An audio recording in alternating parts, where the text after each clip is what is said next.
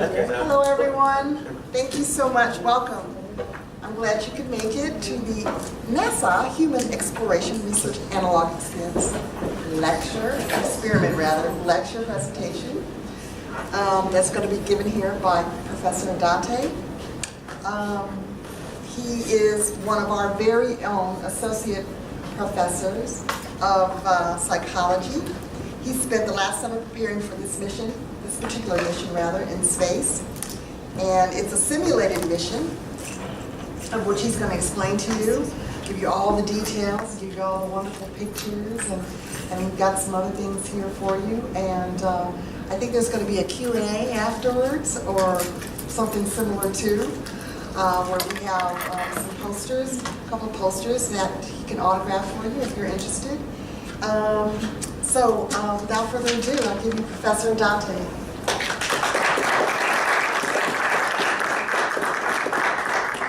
Hi everybody, thank you very much. That was wonderful. I'm really excited to be here with you guys, so thank you guys very much for coming out and joining us. I have some exciting stories I want to share with you from a really cool summer experiment that we did at NASA at Johnson Space Center from a project called the Human Exploration Research Analog. So you'll hear me refer to that basically as HERA. That's what we call it. And so I'm very proud to be able to represent us from CSUSB there. And what I kind of had planned for today was to basically do a little show and tell, very casual, basically share a lot of pictures, because we did a lot of stuff. So I have a lot of pictures. I'm really excited to share them with you guys, and hopefully they can provide sort of a picture story of a lot of the science, engineering, operations, and otherwise teamwork and excitement that we got the privilege and honor of working on this summer. So I'll kind of dive right in, and first I want to thank the Pfau Library and everything Robbie and Pat have done to help promote the talk. So thank you guys very much for that, and thank you guys for your time and attention. If I move a little quick, flag me down, ask me some questions if you need to, but if not, I'm going to try intentionally to kind of move quickly so that we can kind of cover all the cool stuff that happened, and then we can talk about it maybe a little bit more at the end. So sort of the outline that I hope to move through is basically kind of summarizing first an introduction of what is this project called HERA. What is this mission that we took to this asteroid named Geographos? And so it's a simulated mission, as was mentioned earlier, which means that we didn't actually leave Earth, but before we do such interplanetary travel, we want to make sure that we get everything dialed in just right on the science, the technology, the engineering, the systems. And so that involves simulating those missions, practicing the same way that your airline pilots practice in a simulator before they take off on your flights, and mostly how we would simulate just about anything important, because you practice before you play, whether that's music, sports, what have you. And this is one of those critical experiments and studies that have been conducted so that we can properly understand the psychology factors, the teamwork factors, those interpersonal dynamics that are going to interact with our technology in order to make sure that we have a successful mission when those astronauts do get the opportunity to go land on another planet. So we'll talk a little bit about what HERA is. I'll describe a little bit about the application process that we went through and sort of how we got there as crew members. And then, of course, we'll dive headlong into the science and the training involved. So we have about a 2-week training period, and then I'll spend a lot of time flipping through a lot of cool pictures from the mission, actually pictures from the inside of this space capsule that you might recognize has a lot of similarities with that from that you might see from the movie The Martian, because The Martian producers and staff actually drew their inspiration from the movie for those equipment from our habitat.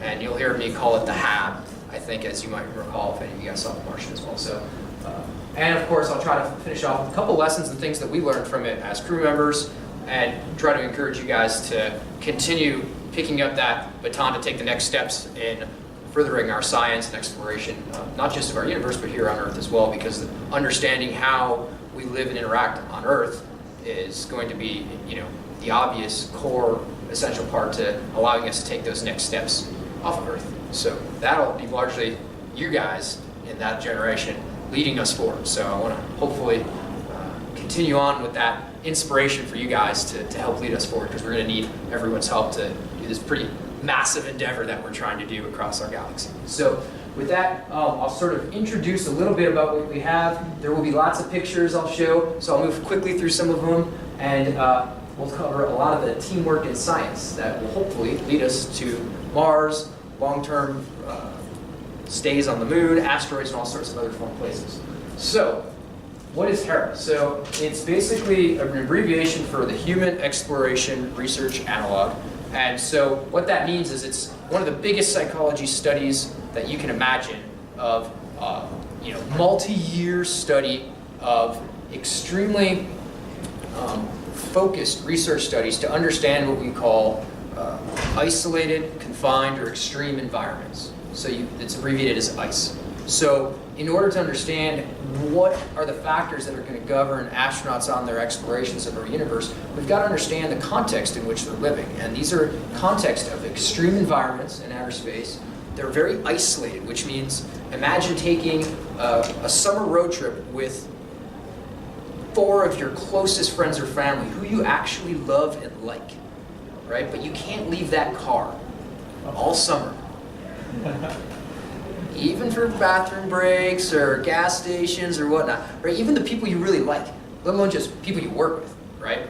So we really want to understand those psychological elements. We really want to understand these human elements that's going to help to be important parts of our research analog. So that's kind of what this is. It's a big psychology, neuroscience, biological factors study, and it's a really impressive endeavor that the scientists of NASA have undertaken in a pretty impressive and bold fashion, because if some of you guys are psychology majors in the room, it's very difficult to design and effectively run these studies. So it's very, very impressive, and it was an honor to be associated with it.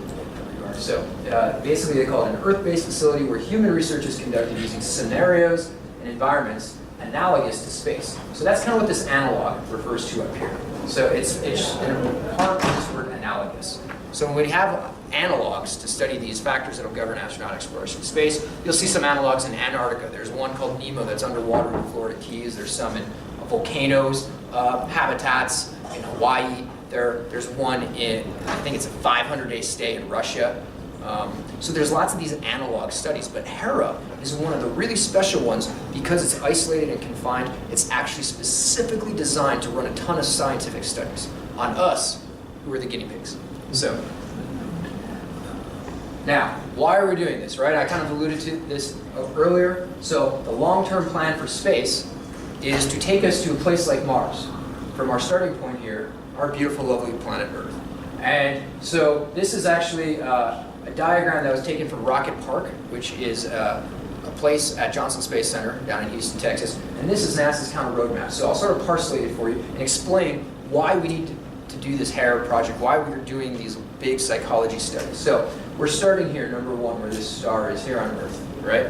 Where we want to get to is number 2, here on Mars. However, we'd also like to come home. That's kind of important, right? You guys remember the moon shot in the 60s? John F. Kennedy gave us the charge to not just land men on the moon, but to bring them home safely. That's kind of important. Now, in order to accomplish these steps 1, 2, and 3, leaving Earth, going to Mars, and coming home successfully, your team must survive each other for 3 years in a really, really tight, confined space, right? And this is a challenge, right? We are even in isolation. You're not necessarily going to have freedom to communicate with your family or friends or mission control for operations system support. You've got to be able to rely on each other, but also maintain some sanity of your own in isolation too. So it's really important factors, because if we don't develop these systems, right, then we put the mission at risk. If we don't have a better understanding of how we're going to handle on this trip, if there's a failure of cognition or stress or sleep deprivation or something like that, we can make mistakes that could lead to catastrophic outcomes. So it's a really important part of getting here, because we already have. We've landed on Mars. We have the science and engineering. We've got the rockets. It's us that we got to make sure is dialed in. And so, as a psychology professor here, that was something that really resonated. And so in HERA, we test these systems needed for deep space missions. So we focus heavily on teamwork, teamwork, and teamwork. A lot of studies here on team dynamics, group cohesion, really important parts about getting along with each other. We're going to study nutrition and exercise, sleep, rest, things that we might take for granted regularly in everyday life, which have these nefarious effects when extended in chronic situations. So we actually had a sleep deprivation study. We'll study heavily on the psychology and neuroscience of these experiences, medicine, microbiology, botany. So we were growing plants, much like you might have seen in The Martian. We were growing bacteria that we were studying on plates, like you might see in the biology department here. And of course, we are having doctors study different forms of medicine that we are able to explore, like telemedicine, in ways that people would have to be treated in those situations. And of course, we engaged in various different elements of engineering and maintenance of the craft, which is pretty cool because you got to take care of your equipment if you want, like, for it to take care of you. We also got to some really cool flight simulators. So I fly with the Civil Air Patrol, and that was a lot of fun. So we got to do some flight simulators of lunar landers, of asteroid explorations, and do a lot of spacewalks through virtual reality and explore these asteroids and places. That was just the coolest thing, like being an adult at summer space camp and just a dream of a scientist and a kid and everything else mixed in. So it was a ton of fun. So I'll cover all of that stuff and more, which is why I said I have a lot of pictures for you. Sound like a good plan? All right. So, who are we? Well, basically, introduce you to our crew. And so we're a 4-person crew. We're commanded by Paul Haugen, who is a doctor at NASA. He is a PhD in biomedical engineering. He's a T-38, which is a really fast, awesome fighter plane trainer at Ellington Field. So he flies those trainer jets with the astronauts, and he does biomedical engineering for the Human Exploration Research Program at NASA as well. And all around, just awesome guy. He was our commander for the mission, and we also had a flight engineer, Reinhold Povolatis. And so his day job is sort of out here in the western side of the country. He works at Arizona State, and he is an engineer on what's called the Lunar Reconnaissance Orbiter. So what that is, it's a satellite that rotates and orbits the moon and takes thousands and thousands of digital photographs of the moon's surface. And then he goes in as an engineer and does all the math that digitally reconstructs those images, and he's able to understand and quantify the turnover rate of the, what you would call, maybe not soil, but the lunar surface. And so that's really important because it turns over, they thought, every couple 100,000 years based on asteroid impacts and it moving around. And turns out with it, he made a discovery that was published in one of the top journals in the world that showed it actually happening much faster every about 50,000 years, which has a really big impact because it lets us know when are Neil Armstrong's footprints going to disappear. And he's seen them with his cameras, which is really cool. So we also have Dr. Shelley Cazares, who is actually a native up here outside of Bakersfield in Central California, was where she grew up. She went on and did her undergraduate degree in engineering at MIT, a PhD in engineering from Oxford, and is now an engineer at the Pentagon.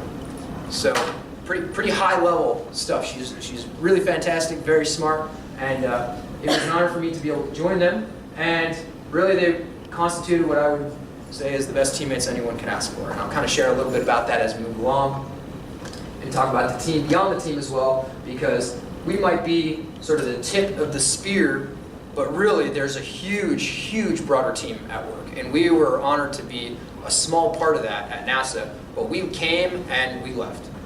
And we went about our separate ways, but there is a bigger team that is there every day for years and years and years, really working to get this done, from the administrative to the engineering sides and everything else in between. And Mission Control and their incredible staff were just truly amazing. And I'll kind of return with some examples about that we got to exemplify through the time.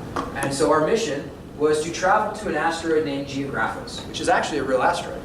And we were sealed in this capsule that I'll get into in a minute.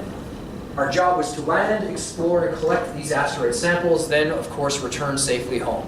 So the mission profile goes from simulated launch, where we actually do all the launch simulations, and then we see Earth disappear in our rearview mirror. We pass the moon, we go all the way out for about 23 days out to the asteroid, take care of business on the asteroid, and then circle back and make another 23-day trek home. We have comm delays along the way, because as you go further and further from the Earth, it takes longer and longer to talk to the Earth back and forth. So it might take 5 minutes to send a message, then they say something and it takes 5 minutes to come back. So you really have to be thoughtful about using your time wisely. So very, very cool mission profile. It was 45 days of confinement. The upside to that, of course, was that we didn't have any internet, no telephone, no Snapchat, no Facebook, no Twitter, no Instagram, and I found that to be a really nice relief. But we understand that that might be a challenge for some other people. But the downside, of course, is that we're isolated from our loved ones, from sunshine, the outside world, and of course, sleep. So we got to sleep on a very limited profile. I'll kind of cover that in a little bit. And of course, our task was to live as astronauts would live on a Mars trip. So they wanted us to be ourselves, but to remember that we were in essentially a character, to do our best to represent how that might be happening so they could study that scientifically. And they could both conduct scientific experiments on us, and we would be conducting other experiments on other materials and tasks. And we were those guinea pigs that had the science done on us. So how we got there, basically you send an email to this email address, jsc-hera@mail.nasa.gov. And any of you guys can do that, that's all you do. Send an email with your resume, say, I'd like to do this, check me out. I think that you need a college degree or possibly a master's, but around 29 or 30-ish and above, send it in. Can't hurt. That's what I thought. Sent it in, and you know what happened? You got rejected. Oh yeah. Sent my resume in. About a month or two later, I get a call, and they say, hey, we're so-and-so from NASA, and we got your resume here, and it looks really, really good. We just want to let you know that you're rejected, and there's no way you will ever do this study. Yeah. It was kind of a real phone call, right? And so I said, well, sure, thanks, I suppose, and what seems to be the problem, Bev? And she said that because this is a psychology study, and I happen to be a psychologist, and I actually study a lot of the things that the mission itself is designed to study, learning, memory, cognition, that there was a little bit too much overlap to prevent sort of a naive subject. And so I kind of joked with her a little bit on the phone. I said, there might be a misunderstanding. I'm not nearly as smart as my resume seems. You can ask any of my friends or students, and they'll vouch for that. And so they must have done that, and we talked for a little while, and they said, well, maybe we'll keep you on as a backup just in case we end up needing some extra hands later on down the road. And so that's kind of what happened. We went through lots of screening, tons of medical tests, tons of physical tests, tons of psychological tests, because you want to make sure that you screen the people who you're going to lock into a container with 4 other people for the summer. You want to make sure that you screen them a little bit up here, just kind of know a little bit about what's going on. And in the meantime, you just practice a lot of patience, because there is a lot of downtime.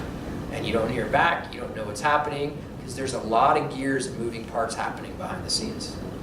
They bring you out for an interview, you try out some cool stuff, you get to go all over Johnson Space Center, you try out the virtual reality system, they run you up and down a bunch of roller coasters, see if you get sick. And in the meantime, you just go about your business. So for me, that's at Cal State here. I just wanted to focus on working hard in school, to practice good teamwork skills, practice good science. So this is kind of me at actually one of the medical labs, probably getting blood drawn or doing something. Practice flying during the time. Practice some good teamwork and science together in the laboratory. So this is here at Cal State.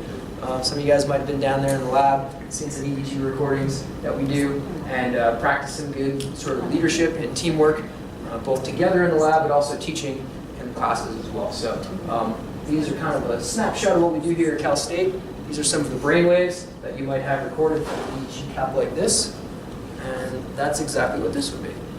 This is actually for infants, so this is a little baby EEG cap.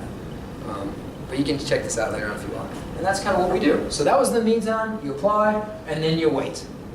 And what ended up happening is NASA called while I happened to have been underwater in the Caribbean on a very gracious trip supported by professors across borders here at Cal State San Bernardino, where I was out doing research in 3 different things. One, I was doing research on conservation biology for the endangered leatherback turtles, which is in a very remote beach in Grenada, where we can do a lot of that type of biological research. 2, I was out there actually doing a lot of groundwork, trying to set up some hopeful opportunities for all you guys to get involved with a very similar trip through a study abroad program at St. George Medical School down there. And so I was also scuba diving to help actually improve my qualifications for opportunities like this, because the asteroid exploration virtual reality, as we'll see, has a lot of analogs to scuba diving. I was underwater, what they call ad astra per aqua, so to the stars by way of water. And they called, and it ended up being a good opportunity because by virtue of that, it was good practice. These are those endangered leatherback turtles, thanks to Friends Across Borders. We had to do that under sleep deprivation because they only come out at night. So very good practice for sleep dev study. The deep compression diving was pretty good practice for the virtual reality. So I got to go about 150 feet down. I was about here when I got the email. Of course, I didn't have my phone on me at the time, but when we came up on the surface, NASA called and said, hey, can you make it? And then we were living on a ship. So we practiced living in tight quarters, thinking about other people first to make sure we were good teammates because we're all in this boat together and we got to get along. So it's pretty good practice, and we got to build those teamwork skills, doing work that your teammates can trust, having a good attitude while you're uncomfortable, while you're cranky, not getting any sleep. We're living in a tiny, cramped little quarter with no air conditioning, bouncing up and down in the waves, and still having to get along with people. Really good practice, and we drew upon that a lot on the mission. Now, the thing I would mention too about this experience was learning to give yourself as backup for the team. Putting others first was really important because when they called here, I mentioned I was rejected first, right? They called and said, we'd like to have you come, but you didn't make the cut. Can you come as a backup?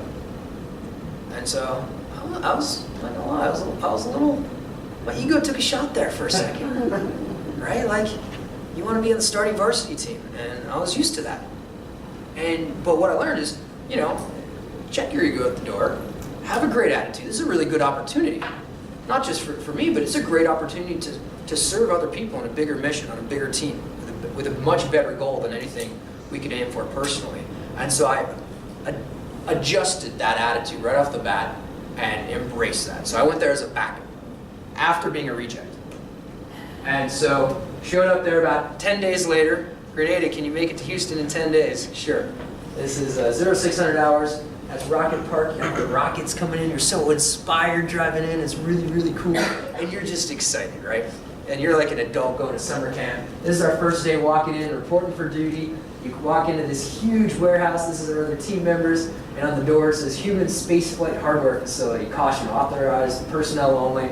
And it just seemed like the coolest thing in the world. It was fun. It was exciting. And we're showing up to work.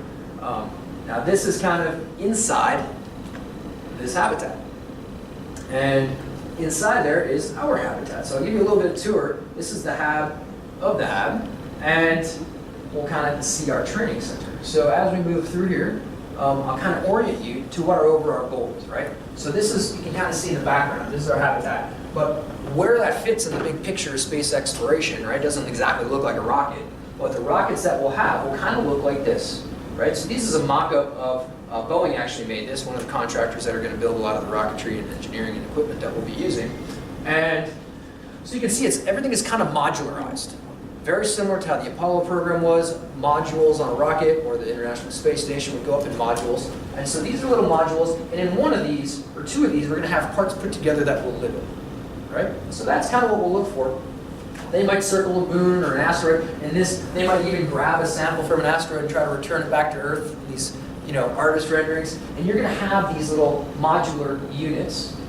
And you can see that they'll kind of fit in this circular side, right? So they can be blasted off and add on top of each other. So you have like one floor, a second floor, and maybe a third one. And that's exactly what we see in our hab here. So you have one floor here. We have a second floor that comes up to about here. And up on top is a third floor, which is our bunks. And so I'll kind of give you, we'll keep moving in greater detail, and we'll kind of take a little tour of our home away from home here. And so that's kind of what it is. You can see on the right, you start to see the words that says hygiene module. It's where you get to go to the bathroom and shower and brush your teeth and all that good stuff that make you a really good teammate. Because, make sure you don't want to be the teammate that doesn't brush their teeth, right? Or should take a shower. That's a really important point. And then we have another little section here, which is our airlock, where we simulate doing our spacewalks. And so here I'll sort of start walking through our training phase. It's about a 2-week program, very intense training. You get up and down this sort of fire escape ladder from the second story. And this is this whole hab had been used out in the desert in earlier studies. So it's modular. You can move it out, and they had all these extra rovers. And here's where we do a lot of our briefings and trainings. So these are Commander Hodgkin and Shelley practicing some exercise physiology masks, making sure we're learning how to fit them right, that we're going to be tested on, because we do a lot of exercise stuff as well. Am I going too fast? Okay, I'm getting excited, so I'm going to start talking about all that stuff. So, what's really cool is in the background, you can see, they set it up so it looks like, yeah, you're on the moon surface looking back at the moon and Mars, and that makes it a lot of fun. So, as we start training, 2 rigorous weeks, made sure I kept a little journal. I found a book there that said "Make It Happen" on the cover. I figured that's got to be the perfect one. Easy $9. Scored that one. Started keeping a log from day one, and we worked so hard. I actually, during training, I had the misfortune of even ripping my pants right down the seam. So we literally worked our butts off, and my great teammates neglected to mention that to me, and I had to discover that myself at the end of the day when I settled back into the hotel, so thanks guys. Anyway, so start these 2 rigorous weeks. One of the really cool things about it, right, we're doing science, technology, engineering, all this cool stuff. I was learning for 4. So everybody had to learn their one position in a pretty intense 2 weeks, but as a backup, I had to be ready to step in for anyone at any time, like a backup quarterback, but a backup for any position on the team. So it was kind of intense and pretty exhausting because I had to learn everybody's position, how to fly, how to do the engineering, how to do the mission specialist. And so I was pretty tired, as you can see, and getting by in the seat of my pants. Anyways, so what was cool is that day 1 of our training, as we're going through, we saw it's 0600 hours going through Rocket Park, happened to be the anniversary of the landing on the moon. So that was really, really special, and it was also very inspiring and humbling to us to be there on site. And you can see this is the control room that landed those men on the moon. And this is how it was. You might recognize it from the Apollo 13 movie or other documentaries. This is really it. And that was special because it really humbled us to understand the tiny little baby speck of a contribution we were making to a much larger program that's, you know, of an extraordinarily higher magnitude. So that was really cool. Up here is all the mission plaques, all the missions that have been commanded in here, and you know, to see that history where they celebrated that historic step on the moon was pretty incredible and very humbling. And if you see this flag over there, that's what we were under. This flag was actually returned from the moon, which is really, really cool. So, very special day 1. As we move along, here's a bunch of the training we did. We mentioned some exercise physiology. We all got to pretend to be Bane from Batman. We put on the mask, and we would ride a bicycle, stationary bike, do VO2 max studies, cool stuff like that. Other stuff we got to do, I know we got some biologists in the room. Did a lot of DNA sampling. We got to do DNA replication. We had a mini PCR kit, so polymerase chain reaction. For you guys who might not be biology majors, we're able to replicate DNA just like they were doing on the space station, which is really, really cool. So here, Shelley's learning how to pipette those different DNA samples, and they'll irradiate them in this little container. Reinhold here is practicing collecting some bacterial samples that we'll measure throughout the mission. And here Shelley is instructing Commander Hodgkin on the finer elements of the techniques that she developed in the training. So we all trained at different things and helped each other learn, part of good teamwork. All right. We also did part of my favorite. I'm a psychologist and neuroscientist here at CSUSB. And so one of my favorite days during training was what I call the neuroscience triathlon, because we got to do 3 major techniques in neuroscience and all in one day. And I've been doing neuroscience for 15 years. I've never done that before in one day. So what we did is we got to do EEG. As you can see, this big old picture here, which is electrodes on the head, right? Measure brain activity, much like this cap would hold electrodes on the head. And we also got to have our brain scanned, so you can create these wonderful 3-dimensional structural images of the brain. It's actually yours truly there. Kind of see that profile? Yeah. Okay. And so, and what was really cool is I actually wore my Mars socks in the MRI scanner. So if you haven't picked it up, I'm a really big nerd, really big science dork, and that was really cool for me. So to have an interest in space, and I did my postdoc at MRI measurements. That was a lot of fun. And we did another measurement called functional near-infrared spectroscopy, which is a way of measuring blood flow in the frontal cortex. And here we actually measure that in the frontal cortex here while we're controlling the Canada arm simulated, of course, but it's the exact replica. And I'll show some pictures of that as we get deeper into the mission. But that was a really cool day, near and dear to my heart. Growing up as a kid in college and grad school, doing all this neuroscience, I never in a million years thought I'd be doing that at NASA in that capacity, especially all in one day. Super, super cool. You never know what your college training is going to end up leading you towards, and man, that was really special. So, other cool things we got to do, really special stuff. There was a debriefing from the International Space Station crew that had just returned from space. So a bunch of awards they give to the astronauts, and particularly the broader support crew of Mission Control, who kept those astronauts alive and safe during their mission. So I was just a face in the crowd all the way back here, right, to take this picture. But what was really cool is I saw these Russian cosmonauts who were part of our international team. They actually, Andrei Borisenko is this same cosmonaut there who happened to share our hotel. So I bumped into him that night afterwards.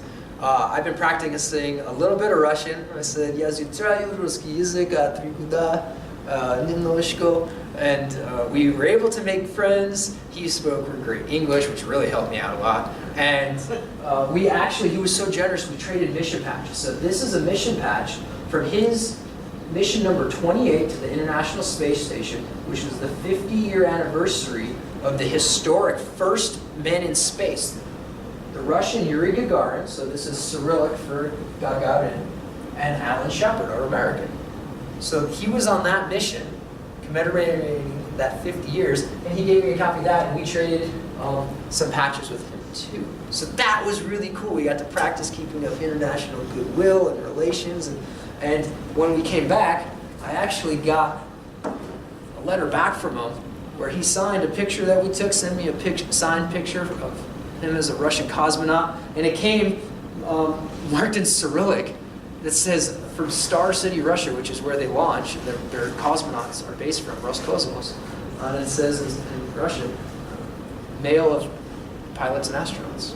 So really special day, and I just got this about a month ago, and it was really, really, really special night when I came home from work. So keep those international relations going. It was pretty cool. Got to collude with the Russians. So that was fun.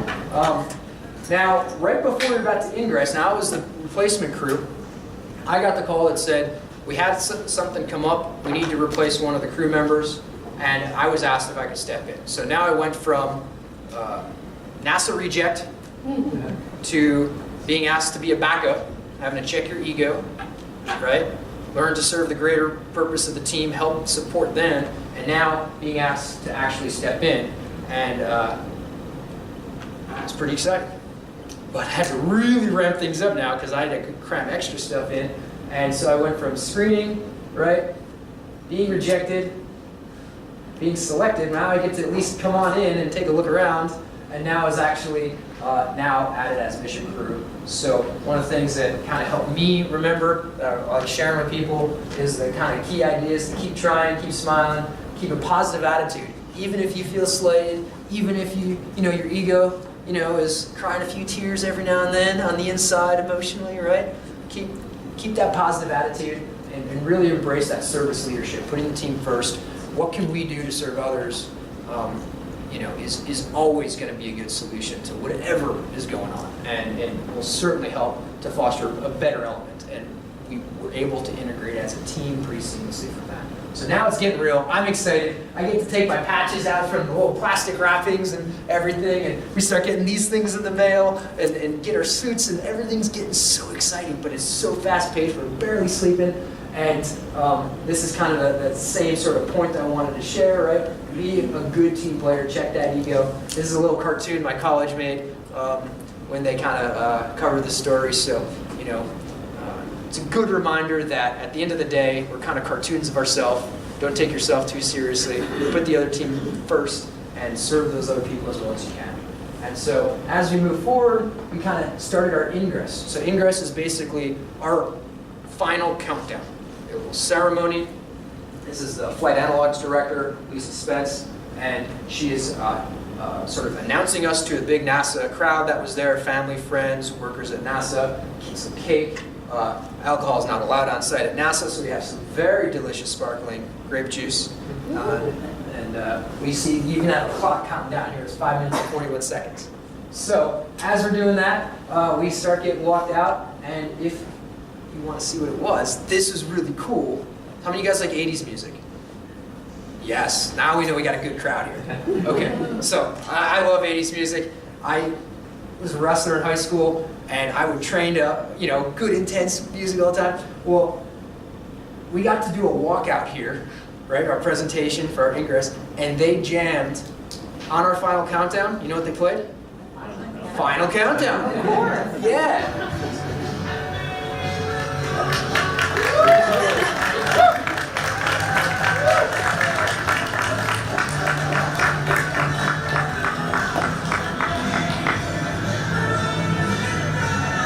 So we're going to do about a minute presentation. Sandy Self, he's one of the directors of the program. And we'll do like a Navy transfer of command from him to the commander of our vessel, launching. So we really simulate this psychological experience of a launch.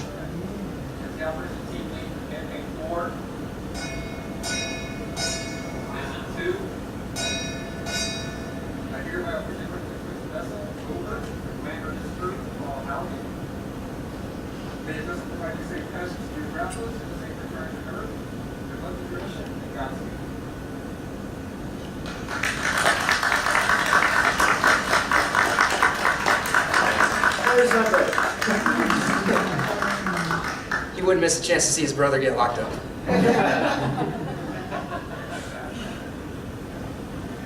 Yeah, you guys gotta go. You gotta get in there. So there we went.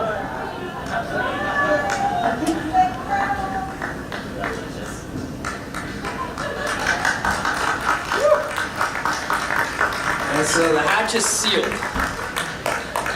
Right?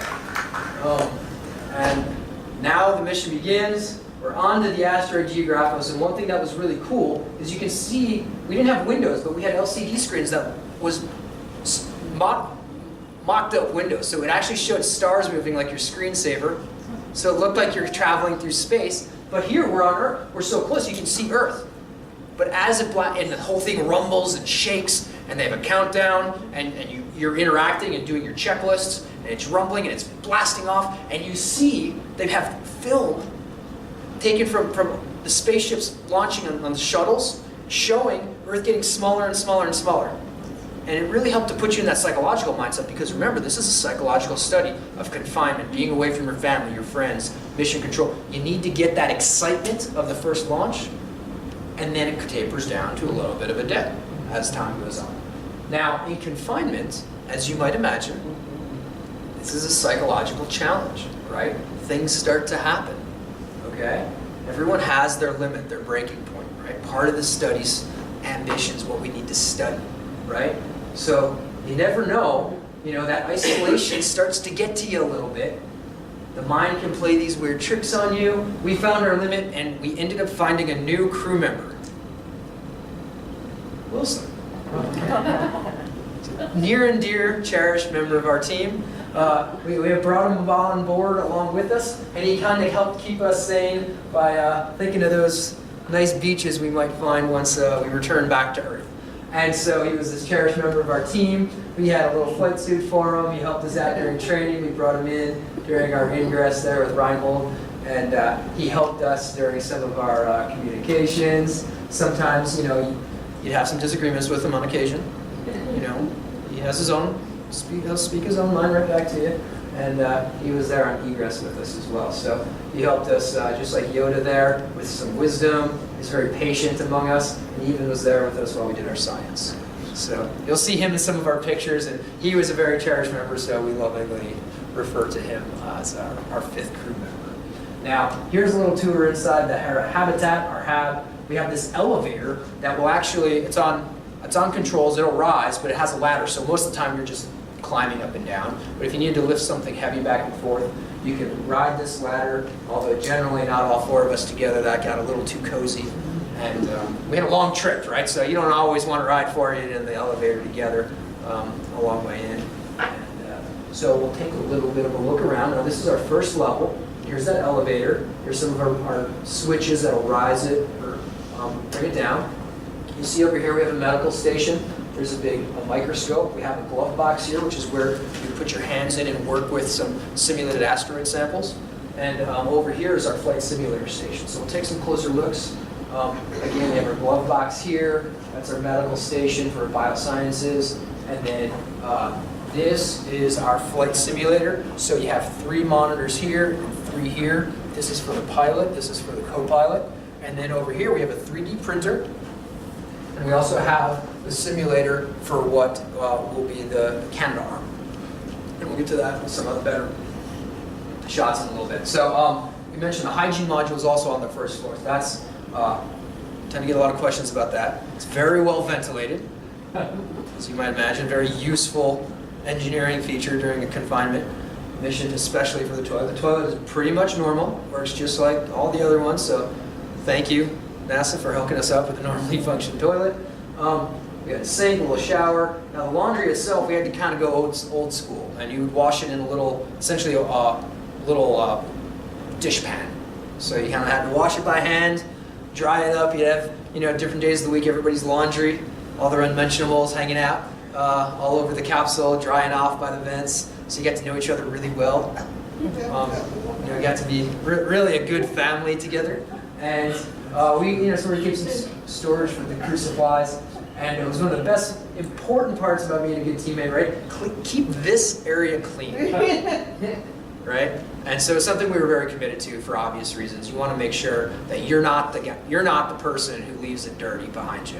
And I think that's a pretty good lesson taken forward into the world, because a lot of gas stations can really learn from this. Don't you think?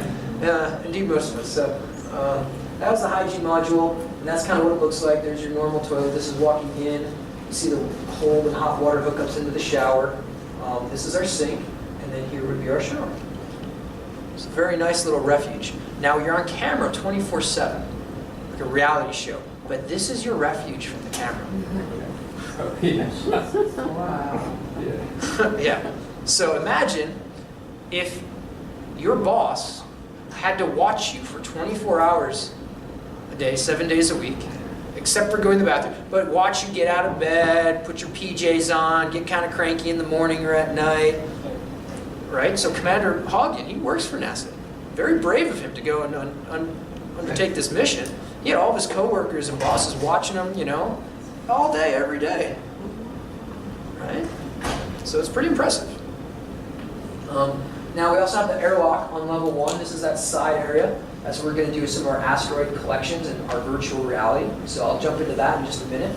But we also conduct our private calls. We do weekly psychology calls with the psychologists, make sure that each of us are doing pretty good, resolve any conflicts that might be occurring, as well as any doctor calls or anything like that. And this is a really good spot where we like to dry our laundry because it's very well ventilated. So that's kind of where that happened. And then it's also where we did a lot of our technology and engineering stuff. So I know we have some physics majors in the room and some engineering interests. We got to do some really cool stuff. We got to build robots.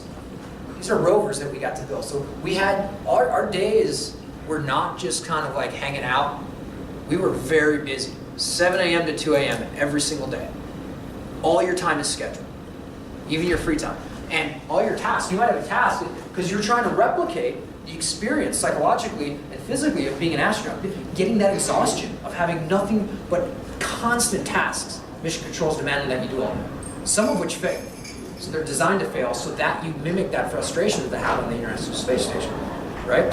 So imagine, you guys remember the old movie Office Space, right?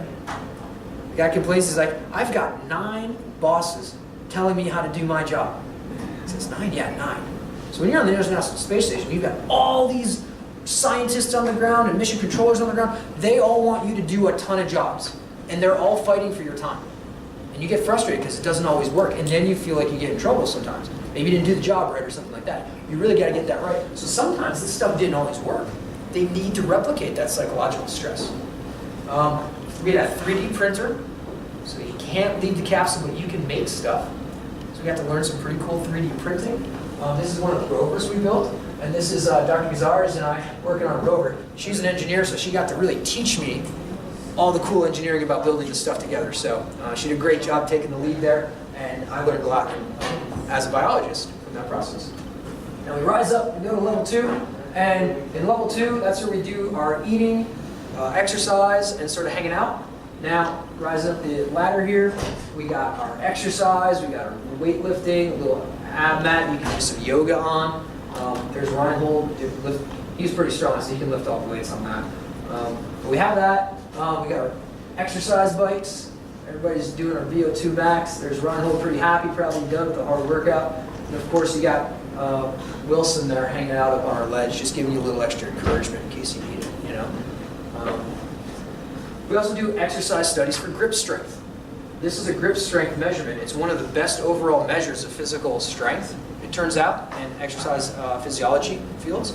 And this grip strength was actually inherited from the space shuttle. So this had been in space several times. And to show you, in case you doubt that it had been in space several times during the space station era, it only works when paired with its proper computers, in this case, Windows 2000. So, you know, it's pretty cool. You know, I got to do some real space equipment stuff. This is our little kitchen where we make our food. So you have a little microwave oven, and you keep all your food in our containers here. And this is a water dispenser that would dispense either hot or cold water that we would rehydrate our food with. Now, we weren't without, you know, good humor. If you see up here, we have our little inspirational notes. So here we have a little can of what we call Space Jam. So as you might imagine, space is very funny. And I also had some good Tabasco and Cholula, which is really good seasoning because it is exactly what they have on the space station too. So you gotta mimic everything. Now this is an example of some of our food, sort of freeze-dried. There's some really delicious freeze-dried shrimp. That's actually really good. And that was one of the best parts of the mission. The food was good. Now, we did miss pizza. That was a hard loss to suffer. But their other food was really, really good. And I can't thank them enough for making that happen. Here we got some really peanut butter and crackers. This is Paul's first, or not first birthday. This is birthday on the first day of the mission.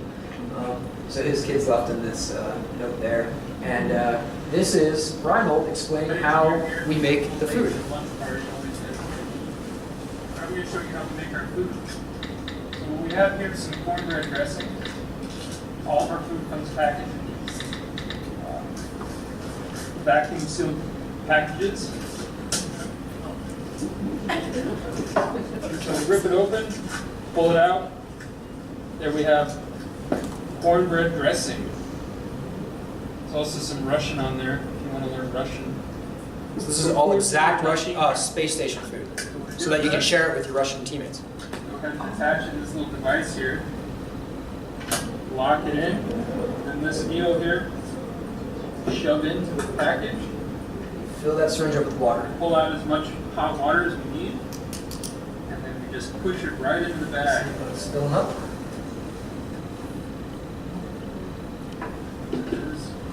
Pull this out, pop this open, and then we knead it for a while. Get all the water dispersed. Make sure it's all evenly distributed in there. There you have it, cornbread stuffing. Delicious. So that's a little bit how it was done. Reinhold did a great job with it. He was a great chef. But actually it was the nutritional lab on JSC who makes all this food. It really was awesome. So go to space for no other reason than for the food. I probably ate better than I ate here. It was really, really good. Plus I didn't have to pay for it. So kind of, you know, made a little extra perk there. So this is the second level is where we make that food. It's also where we hang out. A lot of good, you know, basic. We did have free time, downtime. We got to watch Netflix. Here, Commander Hagen brought his DVDs. Him growing up in Minnesota, he's a big Minnesota Twins fan, so he brought he might kill me if I say the years wrong, but I think it was the 87 and 92 World Championship teams from Minnesota. And you can see the baseball there on our little TV screens. And here we're hanging out. We both actually had our keys handles on. It turns out we both wore the same shoes in the mission. And we got to hang out, and we do lots of psychological surveys on these iPads. So for the psychologists and sociology majors in the room, lots of surveys of our constant psychological states so we can understand these things. We had good times, had a little joke book, we had some fun together. That you can't really see too much is a picture of my dog Juno, our little greyhound puppy, kind of our window to the outside world. And it was really cool because they have all their decorations set up. This is a bumper sticker that says "Fly Me to the Moon," which is one of my grandpa's old favorite songs. So I really felt like he was there with me. You had the dog, you had Shelly's cat. You can't really see there well, but we had the cat, the dog, and it worked out pretty good. Read a lot of books. You can kind of see this here. It's kind of hidden, no pun intended, but that's actually Hidden Figures. So it's a good book about NASA history. So read a lot about that. This is up in the bunk. Read an biography about Neil Armstrong, which actually came in really helpful because we ended up flying some lunar lander simulators, which was something I got to learn about in his biography about all of his lunar lander simulators, and learn about the challenges in the Apollo program and its history. At first it wasn't very good and they had to reboot it and build everything, and it helped me to understand that we were kind of like the modern test pilots, but at the psychological systems, the way that they had to bravely test the engineering, that sometimes things didn't work. And so it reminded us that we're here to find the stuff that doesn't work, and if something doesn't work, that's okay. Because that's what we're here for. We're testing it out. And those test pilots, I got to learn a lot from in that biography. Read some Russian literature. Chekhov has a good story. If any of you guys like some good literature, there's a good story about a guy who was kept in confinement for 20 years. It's called The Bet. So good stories. Read a little bit about some jokes and all that kind of good stuff. Like I said, we had Netflix we got to watch. This is actually a documentary on Gene Cernan. If you guys don't know him, he was the last man to walk on the moon. Really interesting biography. So even in our downtime, I figured, hey, let's learn. Let's learn the history. And it actually helped to contextualize a lot of what we were doing. And it was educational. It was really cool. So, and I was also really inspired, by the way. Really good documentary. And I also did a lot of journaling. So it's a psychological study. Journaling is actually a very useful coping mechanism to stress and isolation and other types of extreme environments. And it also provides a good data source for scientists, for psychological scientists, to get an insight into your psychological state. So as a psychologist, I didn't want to neglect providing that opportunity to other people. So that was really useful. Reinhold has this picture of himself here. We kind of called him Durka. That was his nickname, and that Michelle is there. Now, part of the things that we did here was we got to also listen to podcasts. That was mine. I brought the Jocko podcast, and it helped me to kind of focus on staying stable and calm. Really focus on not letting those external factors that the mission's designed to create stressors on take you out of a good place of stability, and just, not overreact to those stressors and be a good team member that keeps things on. So it's kind of the stuff we're doing there. That's our level 3, our bunks. And here is our bunk. I had a picture of my lovely fiance, Erica, and there's Juno again. And it's kind of where we get to hang out, but only for about 5 hours a day, or at night, I should say. Now we arrive at the asteroid. Like I said, it starts off as a tiny little speck. As you get closer and closer and closer, it becomes really big. So that was kind of cool. So we got to have some fun. Wilson got to look at it. I pretended to carry it, and we were very excited to land on our asteroid. It's about mission day 20 or so, and this is where the real fun starts. So if you want to see some cool stuff, this is where all of our virtual reality happened. And my job as a mission specialist was to do these spacewalks, and that was freaking awesome. So I'll give you a little bit of some snapshots of what we had going on. So you put the Oculus virtual reality system on, and your controllers are a PlayStation controller. And you get all your different controls, move you all over, and you fly through the air. And this is why it was very useful to have that scuba diving experience, especially nighttime scuba diving experience, because you are in the black, and it's like going around a big coral reef. And have that kinesthetic awareness to be able to rotate and turn and do all these flips, and maintaining your kinesthetic awareness is really pretty helpful. So you come in the airlock. You set your audio, your mic to talk to the flight engineer or the pilot, which is locked in another set of the habitat, and they're guiding you remotely, kind of like an instrument flight. And of course, you got the Oculus on your eyes. She would be on the red team, I would be on the green team. We have different objectives to work together with the pilots on achieving. Basically going down to the asteroid, collecting geology samples, doing all sorts of cool stuff, and it would look kind of like this. So you'd be out there and you could see your own spacecraft in the distance. That would be my teammate I could see, and she would see me over here on this other side, and you'd be floating there and moving around, and it was really a lot of fun, and it felt real. It really did, because you're just immersed in that environment for about a 2-hour operation. And now this is our craft that would deliver us. It's called the MMSEV, or Multi-Mission Space Exploration Vehicle. Now the pilots would be stationed in this, and sitting next to each other here, and they'd have one of us here and another on the other arm. So here you can see one of them is undocked. So their feet would be locked in here, they undock us, and then we go down and we fly in our jetpacks down to the different asteroid samples. So we got to do that, and this is what it looked like from the pilot's point of view. So here they are, back on their console, right? And they could see each of us out there, and they could see us traveling around the asteroid. Now they would help us by using these lasers to guide us. So they might want to put us here or here. And they'd have these beams that they could guide. And you could put a dot there or a beam there, and that would tell us where to go. So we really worked as a team. This entire thing was a huge teamwork effort. So I'd be working with Reinhold, who was my teammate on the flight engineer, and she'd be working with Commander Haugen.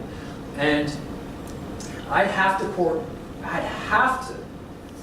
correspond and work really closely on the radios with getting vectors and planning ahead and having good communication between each other. But then some of the procedures meant I had to work with both of the different mission specialists. So we had to work together, and some of the procedures meant we both had to do a shovel at the same time or something like that together. And so it took 4 of us then to coordinate this teammate. So it really was a big teamwork element. And that is kind of a combination of flying and night scuba diving. And so you can imagine this being a night dive and this being a big coral reef.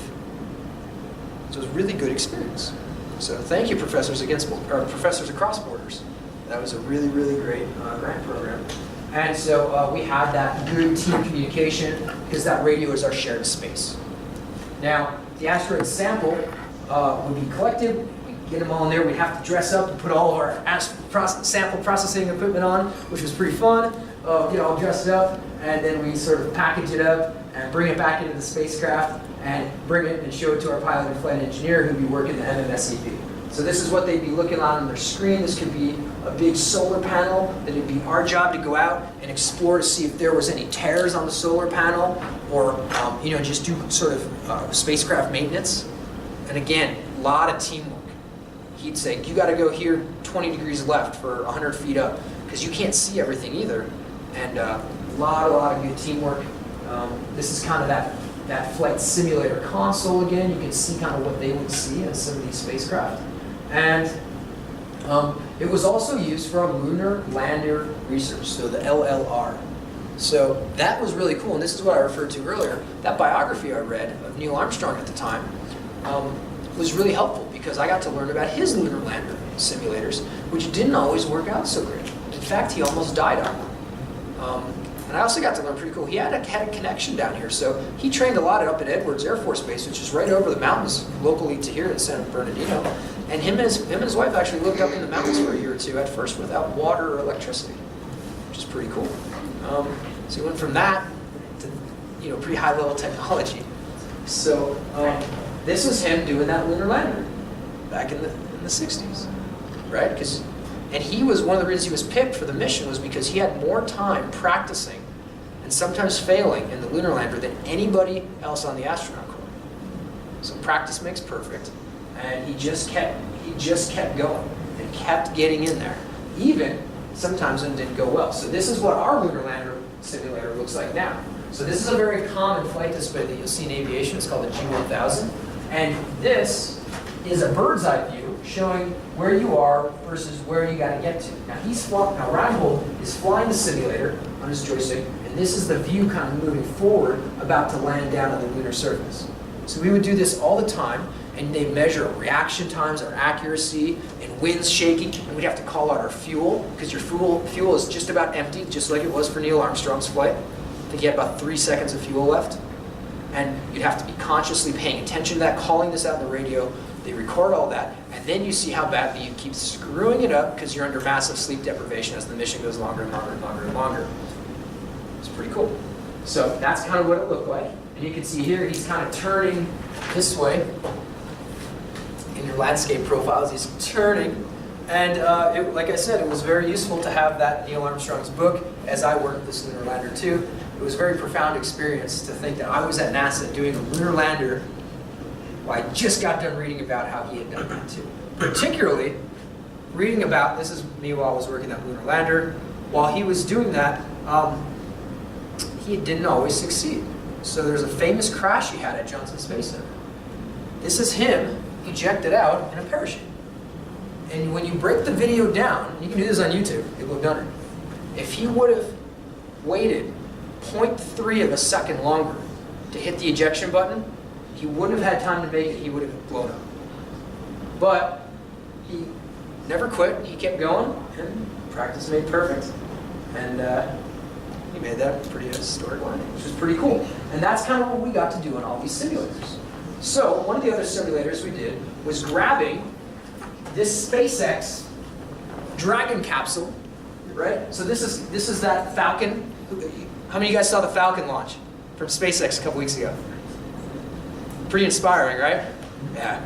Well, that's delivering this delivery vehicle of tons of supplies. Food, water, maybe some notes from family and friends. And you got to grab it by this big robotic arm called the Canada arm, because Canadian engineers really helped contribute to it.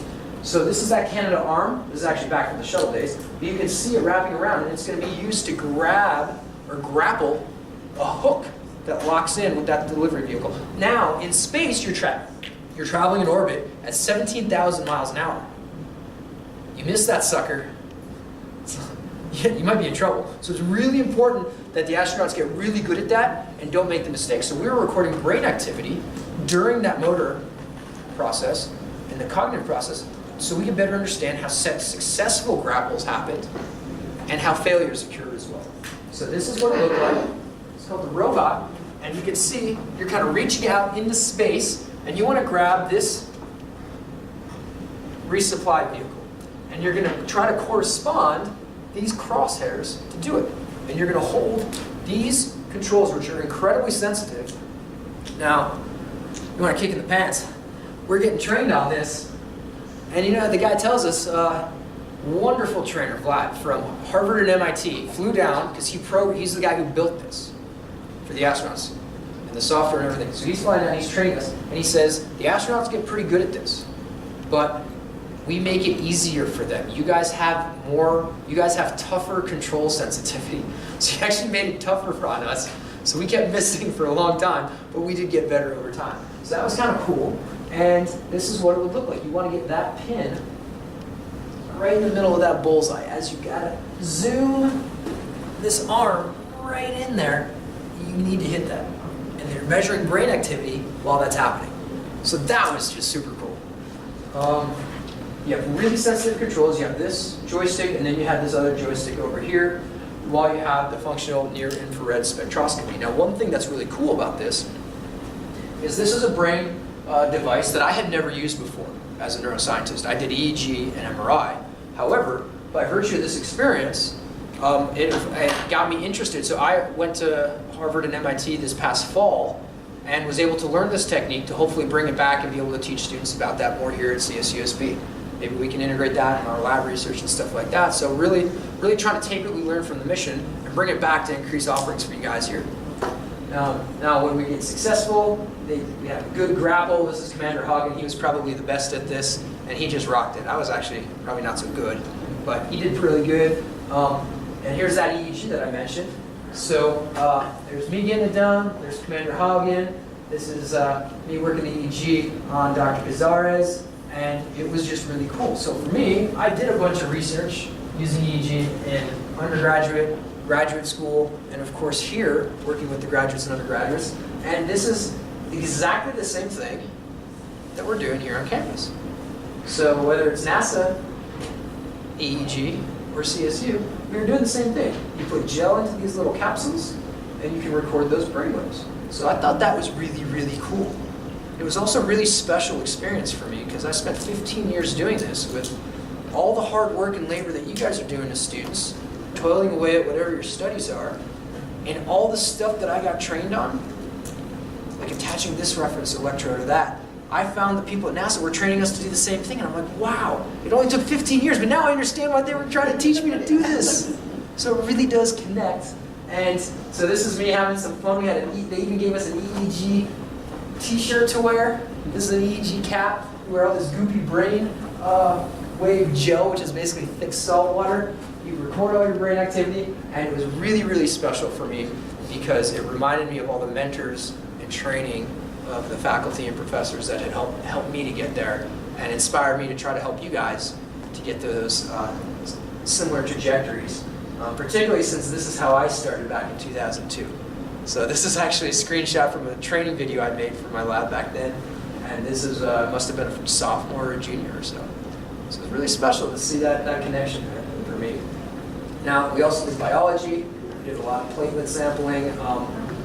This is that mini PCR, replicating DNA, growing some plants, like you might remember from The Martian.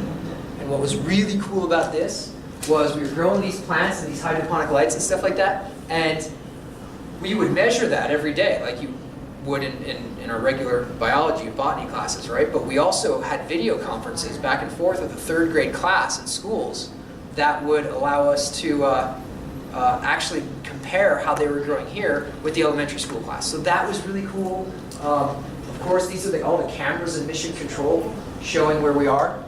So 24/7 reality show, right?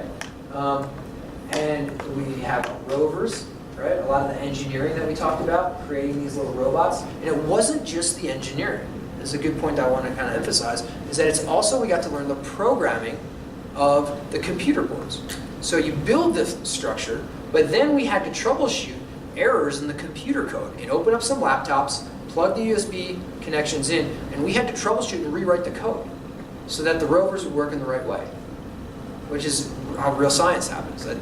There's problems, there's errors, and that's exactly what we do here. Certainly in my lab, we program a lot of broken code and really cool applications. So, you know, the team did a great job. When we weren't working on all that stuff, we had a lot of fun.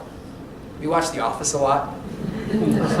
So we had a lot of Dwight, a lot of Michael, a lot of good laughs. And we just had fun. A lot of nicknames and jokes and just good times. It was like being at summer camp with, you know, the best scientists and engineers around and just having fun. So we have really good team camaraderie. These are just some fun pictures about our team really working to get along, because there's a famous saying that says, if you want to go fast, go alone, but if you want to go far, go together. And we certainly learned that and tried to exemplify that as much as we could, because we couldn't do this if we didn't have the team helping us when we each had bad days. We had to check our ego at the door and volunteer and say, hey, you know what? I'm doing a bad job today. I feel like I need your help. Can you help? Can you guys carry a little bit of that extra load? And they know that they trust that we'll carry that load for them too. When, you know, what goes around will come around. So it's really, really, really good. You know, those teamwork skills were defining, and I can't thank them enough for helping me to learn that and see that in their examples. They really were the best team you could ask for, because we had a lot of fun. So we always goofed around, had a lot of fun. Here we are practicing a medical simulation, and we just couldn't stop laughing with whatever joke we had going on at the time.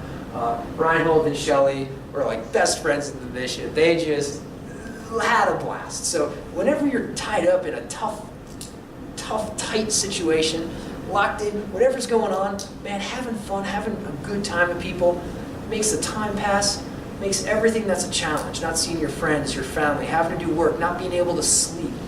Man, did it help to make that go better and make it go better for everyone else around us. And it's a really important part. You know, we had fun goofing around the EEG with Wilson. Reinhold and I were always dropping jokes. And I'm not very funny. All of my students will definitely vouch for that. Right, Sophie? I have no comment. Yeah, see, exactly, no comment. So I had to make sure, I had to bring jokes, a book, to make sure I could at least pretend to be funny whenever I needed it. And it was actually kind of cool if we had a moment of tension or everybody was kind of grumpy or you know, something at the time. We'd open up the book and we'd say, okay, so read something, okay, it was kind of funny, and it would kind of make everything light and people get along with it. So really good time. Working together in those elements was really something special to experience because that team camaraderie just made the experience together. And I really couldn't ask for better teammates, both in the mission, but also outside the mission. Mission control was absolutely incredible.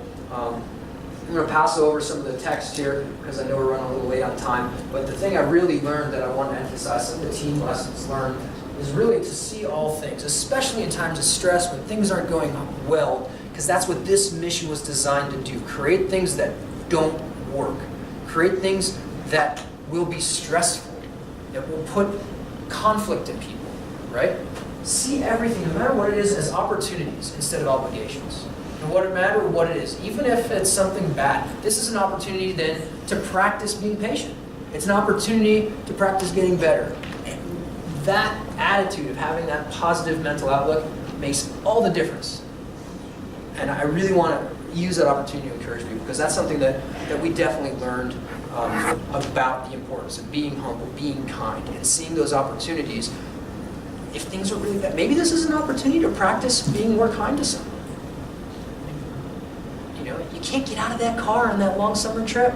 Remember, you got to be kind and humble.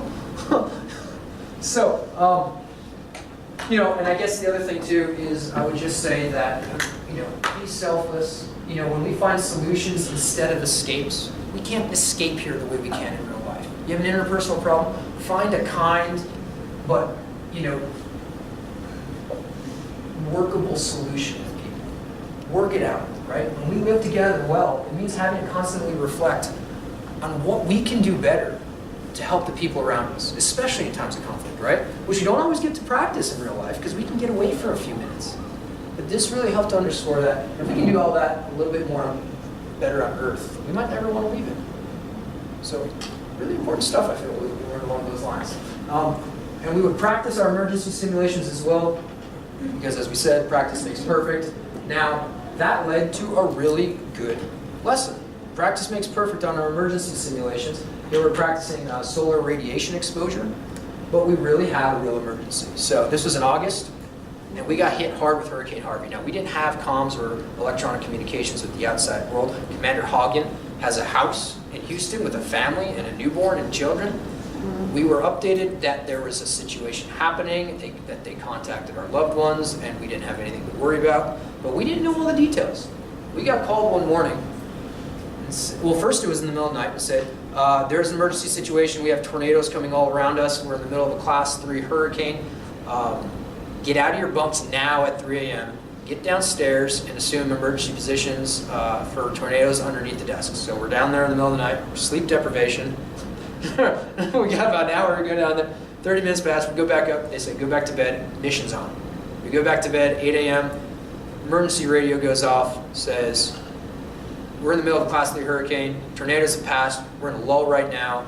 The mission has been aborted. We have an emergency evacuation. You have 15 minutes. Get everything of your property and belongings and equipment from the mission. Pack it up. Be outside. Emergency abort now. So we did. We stayed calm. We didn't panic. All the practicing of our emergency drills really worked out. Packed up, 15 minutes, we got out. We found a city underwater. And we would joke before going into the mission, imagine if we go into this and we come out and we're the only people left in an apocalypse. Oh, wow. Well, we really found an apocalyptic scene of a city underwater. So, and don't forget, Paul was one of those residents. We didn't know the status of his house. And it turns out, this is how bad it was. On Friday, you can see this little stream through Houston. On Saturday, it's way up close to the bridge, and on Sunday, it's way over. That's how bad it got. You guys all probably remember the news and the houses and the people and the devastation. We got all of our warnings on our phone when we came back out, tornado warnings. The news said 1,000 rescued, 5 dead, expected to get worse, 911 services at capacity, power outages, gators taking over the streets, prisons evacuated, dog carrying bag of food becomes hero. This was what we came out to, an apocalyptic scene of the city underwater. And our mission control support team was so incredible. They even had quarters for us to do laundry at the hotel that they found us. So they found us a safe hotel immediately, and the mission was called because, as mission control, was coming in to get us, their vehicles took on water and flooded on the side of the road. So it was really a heroic effort of the entire mission control team looking out for us, protecting our safety, and putting their own property, belongings, and lives at risk in order to protect us. And we were immensely and eternally grateful for them. Consummate professionals, just defined that NASA brand of excellence. And they were truly, truly the best team that we relied on. And we can't thank them enough, because they got us through that. And we got out through the van. We brought our space food with us. This is all freeze-dried space food and some water. I actually had a little bit of rum I brought back from Grenada.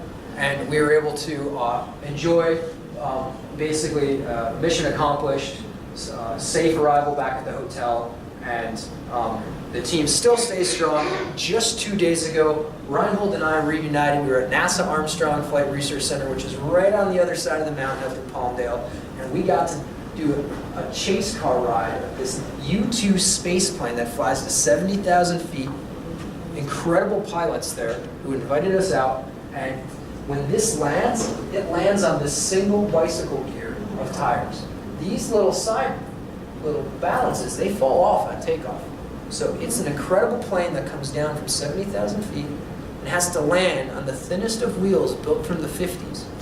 And the pilots can't see, so though they have a Dodge Charger, the NASA Dodge Charger, it can only be driven by another U-2 pilot who talks back and forth, just like we did on our asteroid explorations, to guide that pilot down to what he can't see. You're 2 feet, 1 foot, half a foot above, 2 degrees left, 2 degrees right, when you have crosswinds. And they expertly, the best pilots in the world, expertly bring this down, while the U-2 is landing right on top of, almost, this Dodge Charger racing at 120 miles an hour. So that's what we got to do. This was 3 days ago.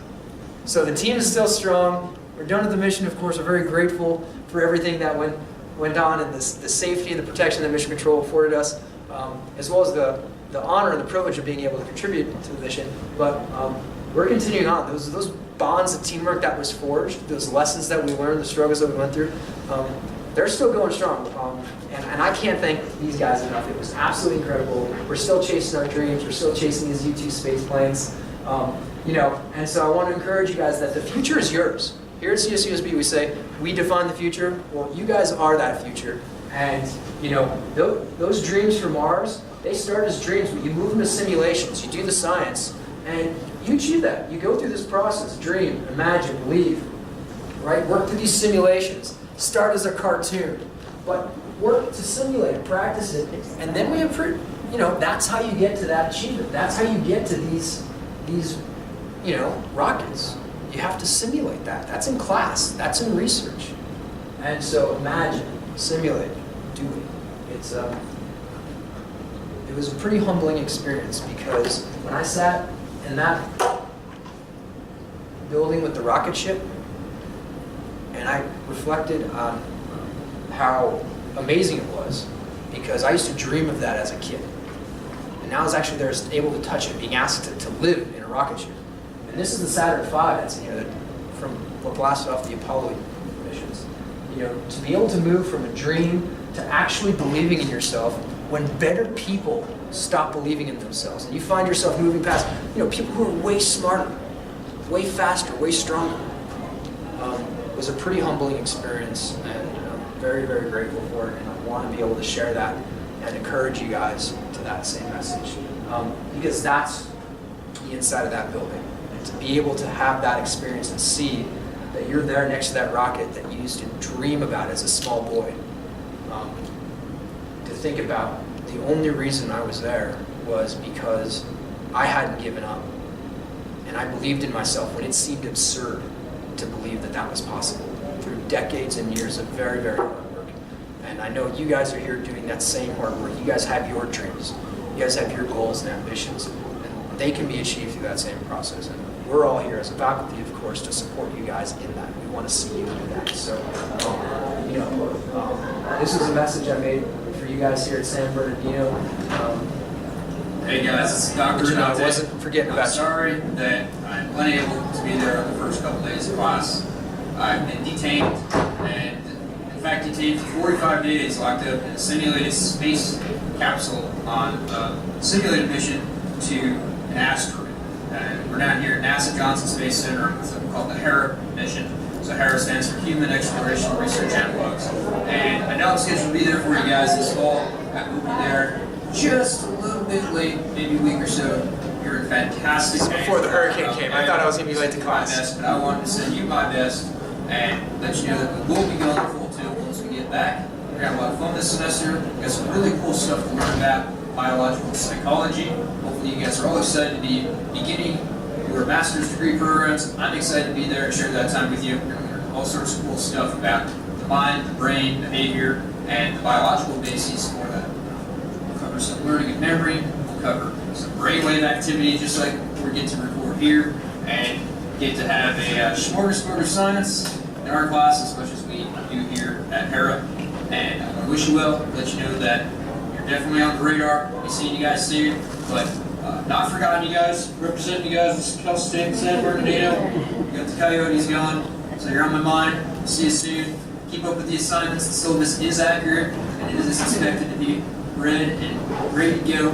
And I can't wait to see you guys. Have a great fall. Welcome to Cal State. So that was the message. I was thinking about you guys in the mission. Of course, I thought I'd miss class, but unfortunately for you guys, for the students, I was able to get here on time. But we have that, because you guys do define the future, and we are here to help you guys be that future. And so with that, I'll kind of leave it by thanking you guys for your time, thanking the Pfau Library, Patricia, Robbie Madrigal. Thank you guys so much for helping to put this opportunity together for everyone here.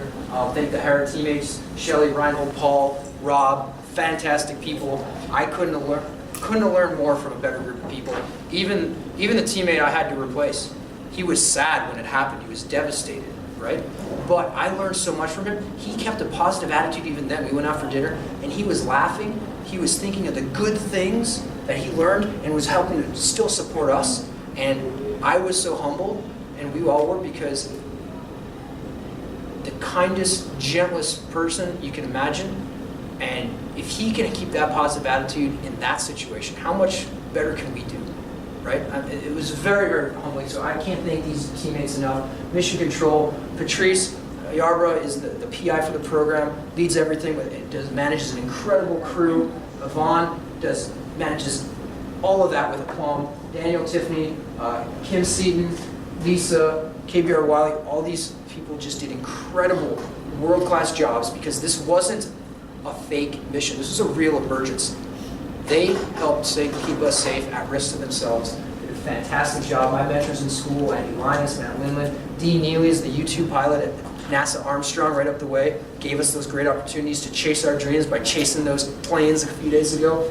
The diversity program in neuroscience from the American Psychological Association helped fund and support my research and education, so thank you to them. Of course, the students here at CSUSB in the lab, Lindsay Sirianni, Alana Moeller, Rose DeCock, Celine Gonzalez, were very patient in dealing with me being absent and locked up during this time, so thank you ladies for your patience and hard work keeping the laboratory going. And of course, everyone here at CSUSB, the psychology department, Dean Mohammed, Department Chair Rico, everybody else, and of course, the entire San Bernardino community. Thank you guys for coming here today, your time, your patience. I know we took a little bit longer than anticipated, but thank you guys for your patience, and for those who helped support the people of Houston who were devastated by that hurricane. I saw with my own eyes that devastation, houses gone, lives upturned, and it seems far away from us now, both in time and geography, but the contributions that the people across the country and out here made towards that makes a real difference for real lives. So with that, I'll have to, of course, thank Gino and Erica. I don't know if I mentioned them, but thank you from our team. Thank you, CSUSB. Dream big, guys. This may be the end for my presentation, but hopefully the beginning for you guys, because here at Cal State, you guys are indeed the future. So with that, I will kind of conclude and say thank you.